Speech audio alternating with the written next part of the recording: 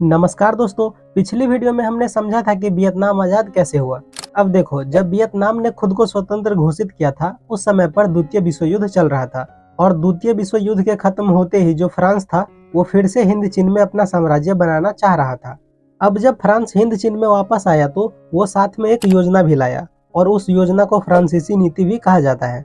तो देखो, फ्रांसीसी नीति में कौन कौन सी योजना थी, हम उसे समझते हैं। तो पहला फ्रांसीसी नीति ये था कि फ्रांस के विशाल साम्राज्य को एक यूनियन में बदल दिया जाएगा जिसमें सभी अधीनस्थ उपनिवेश रहेंगे।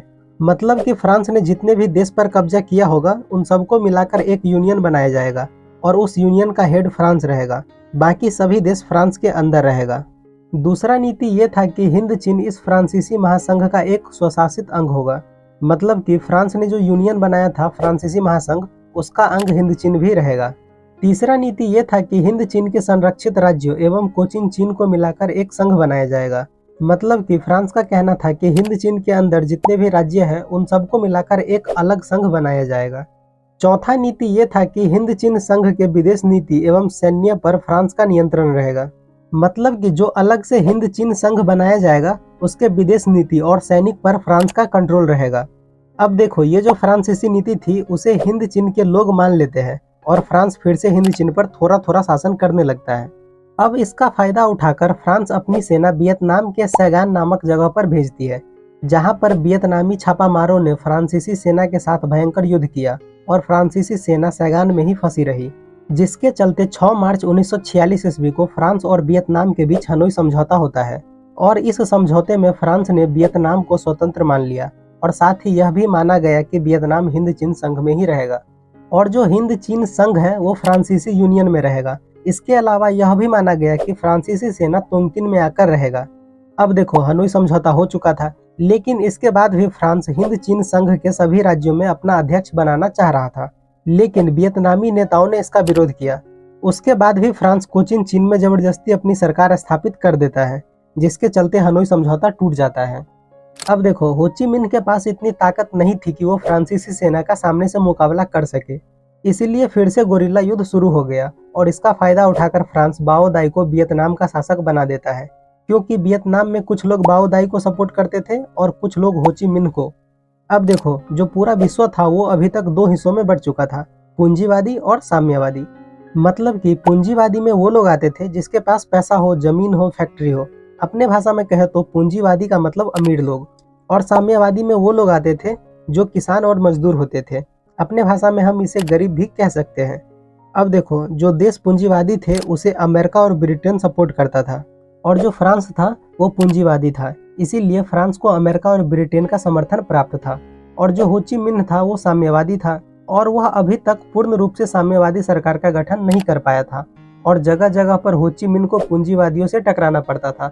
इन सब परिस्थिति को देखते हुए हो ची मिन्ह ने 1949 ईस्वी में जनवादी चीनी गणराज्य को अपना आदर्श मान लिया और पूरी तरह से साम्यवादी बन गया, जिसके चलते 1950 ईस्वी में रूस और चीन ने वियतनाम को मान्यता दे दी कि वो भी साम्यवादी है और साथ ही वियतनाम को सैनिक और तकनीकी सहायता भी देना शुरू कर दिया।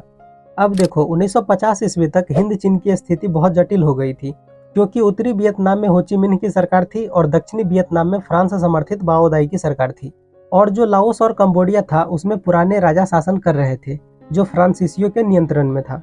अब देखो, वियतनाम में गोरिल्ला युद्ध पहले से ही शुरू था, लेकिन इसी दौरान दिएन वियन फू नाम के जगह पर गोरिल्ला सैनिकों ने आक्रमण कर दिया और लगभग 16,000 फ्रांसीसी सैनिकों को आत्मसमर्पण करना पड़ा और दिएन वियन फू नाम के जगह पर साम्यवादियों का अधिकार हो गया।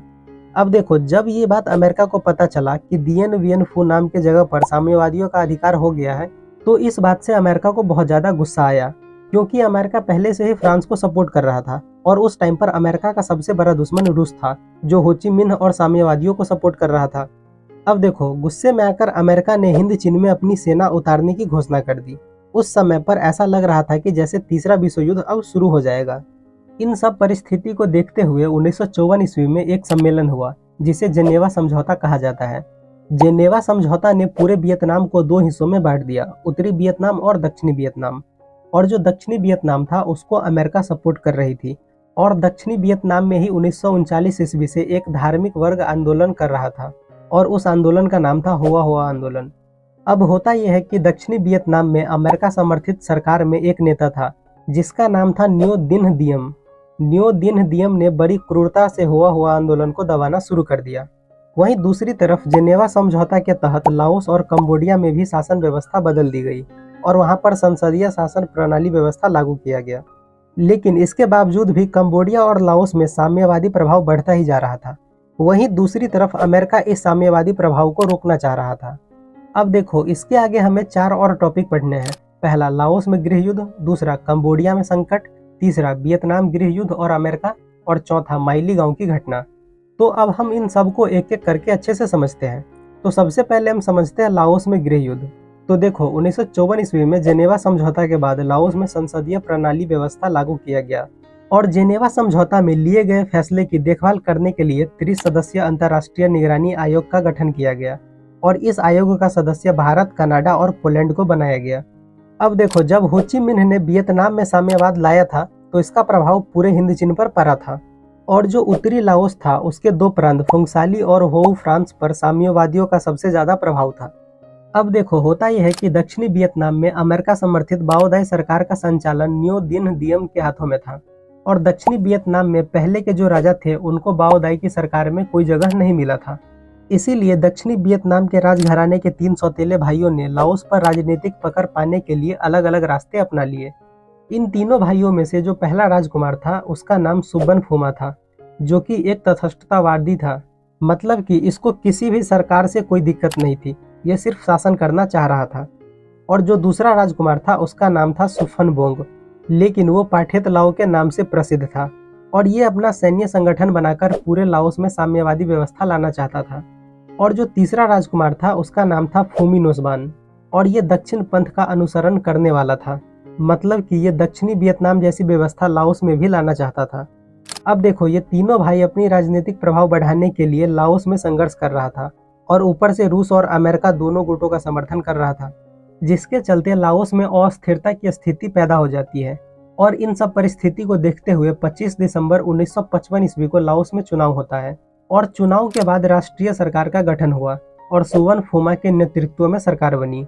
लेकिन पाठेत लाओ ने इसका विरोध करते हुए गोरिल्ला युद्ध शुरू कर दिया। लेकिन 1957 ईस्वी में दोनों के बीच समझौता हुआ और पाठेत लाओ की पार्टी नियो लियो हक्सत के सदस्यों को भी सरकार में जगह मिल गई।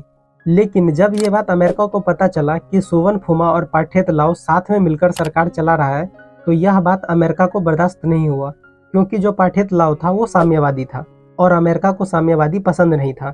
इसीलिए अमेरिका ने दोनों भाइयों के बीच झगड़ा लगा दिया, जिसके चलते समझौता टूट गया और फिर से गोरिल्ला युद्ध शुरू हो गया। अब इन सब परिस्थिति का फायदा उठाकर तीसरा भाई फूमी नोसबान ने अपना सरकार बना लिया। लेकिन 3 महीने बाद ही फिर से तख्ता पलट हुआ और कैप्टन कांगली, जो कि फ्रांसीसी सेना के अधिकारी थे, उसके नेतृत्व में सैनिक सरकार बनी। लेकिन तीनों भाइयों ने मिलकर कैप्टन कांगली को उत्तर दिशा की ओर भगा दिया। इस तरह से लाओस में भयंकर गृह युद्ध होने लगा। अब इन सब को देखते हुए भारत ने मई 1961 ईस्वी में 14 राष्ट्रों की एक सम्मेलन बुलाया और इस सम्मेलन में तीनों राजकुमारों को साथ में मिलकर मंत्रिमंडल बनाने को बोला गया और इस बात पर सहमति भी बन गई।